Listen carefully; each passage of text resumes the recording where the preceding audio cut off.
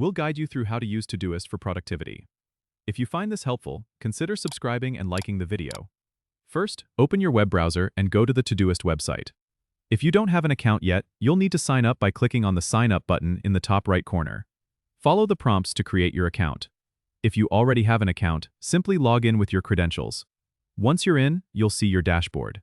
To start organizing your tasks, click on the Add Task button, usually located at the top of the screen.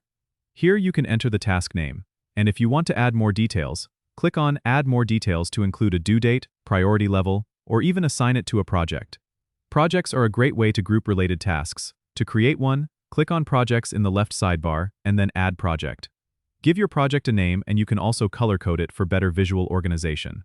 Once you have tasks and projects set up, you can drag and drop tasks between projects or use the search bar at the top to quickly find specific tasks. Todoist also offers labels and filters for advanced task management.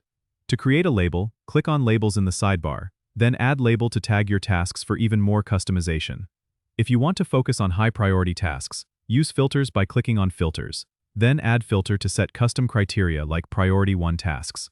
Remember, Todoist syncs across all your devices, so you can stay productive wherever you are. Don't forget to subscribe and comment if this helped you out.